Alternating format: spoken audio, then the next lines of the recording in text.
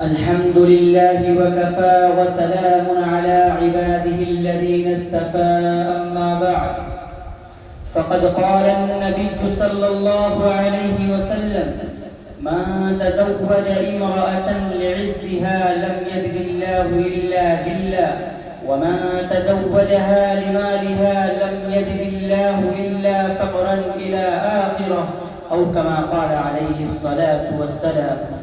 صدر محترم اور گرامی قدر سامعین کرام، اس وقت میرا موضوع سخن ہمارے معاشرے کا وہ ناسور ہے کہ جس نے ہماری زندگی کی بنیادوں کو ہلا کر رکھ دیا، سینکڑوں ہزاروں گھروں کو تباہ و برباد کر دیا ہے اور کتنے ہی جذباتوں کو مسل کر رکھ دیا ہے. یہ وہ بیماری ہے جسے ہم اور آپ لوگ جہیز کے نام سے یاد کرتے ہیں.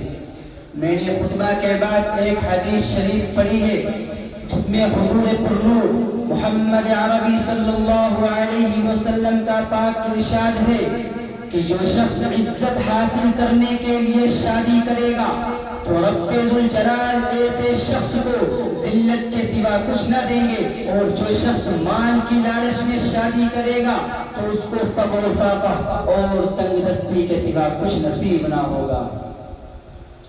اسلام کے پاسبانوں، آج ہندوستان کے اندر اور خاص طور سے ہمارے معاشرے میں جہیز ایک ایسا ناسور بن گیا ہے جو ایٹمی ہتھیار سے زیادہ خطرناک اور مہلک ثابت ہوتا جا رہا ہے.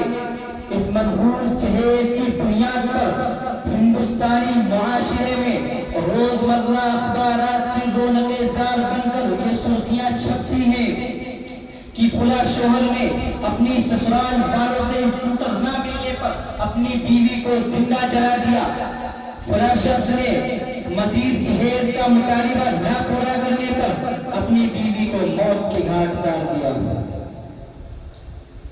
عجم ماجرا ہے حضرات دیکھیے، عجم ماجرا ہے حضرات دیکھیے، داماد مانگتا ہے خیرات دیکھیے.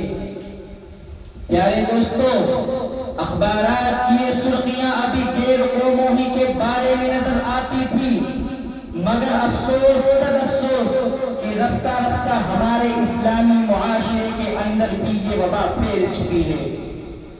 اخبارات کے اندر جہیز کے لیے بھیڑ چڑھنے والی کہیں فاطمہ، کہیں رضیہ، کہیں شبنم و فرزانہ اسلامی شریعت کے نام لیواؤں سے یہ کہہ رہی ہیں کاش ہماری اسلامی شریعت کتابوں اور وعظوں کے بجائے عمل میں آ جاتی.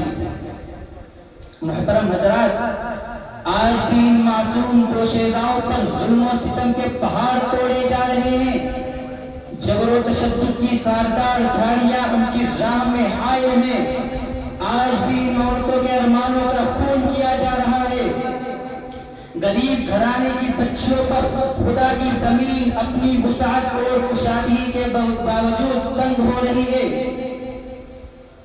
خدا کی زمین اپنی وسعت اور کشادگی کے باوجود تنگ ہو رہی ہے. یہ بات ساری دنیا میں روزے روشن کی طرح آیا ہے. جس گھر میں لڑکی جوانی کی دہلیز پر قدم رکھتی ہے اسی وقت سے والدین کی نیندیں حرام ہو جاتی ہیں. زندگی کا ہر لمحہ سانپ بن کر ڈسنے لگتا ہے.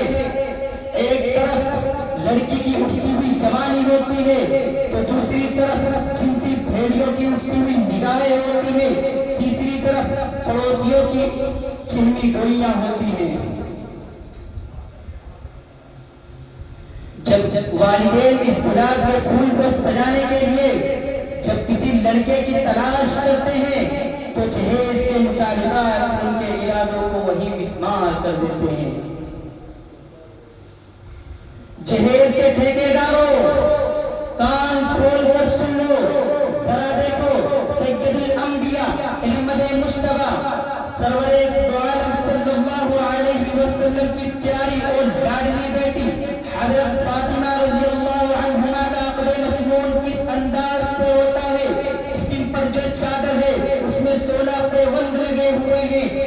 بنت رسول ہونے کے باوجود پیادہ پا شیر خدا حیدر کرار رضی اللہ عنہ کے گھر کی جانب روانہ ہو رہی ہے.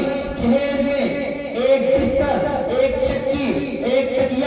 اور 2 مٹکے پر مشتمل مختصر سامان علی کے مرتضیٰ کو پیش کیا جا رہا ہے۔ آج ہم یہ کہتے ہیں کہ ہمارا بیٹا ڈاکٹر ہے، ہمارا بیٹا انجینئر ہے، ہمارا بیٹا پائلٹ ہے، ہمارا بیٹا ٹیلی فون آپریٹر ہے، ہمارا بیٹا سعودی عرب میں رہتا ہے، اس لیے جہیز میں جہاز چاہیے۔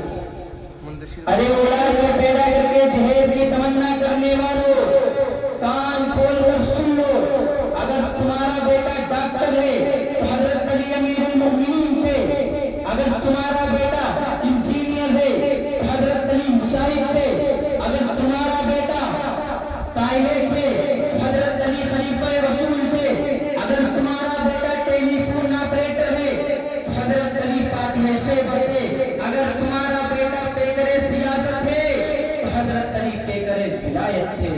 حضرات آئیے ہم سب مل کر اس بات کا عہد کریں کہ اس جہیز جیسی ملعون رسم کو مٹا کر تن لیں گے۔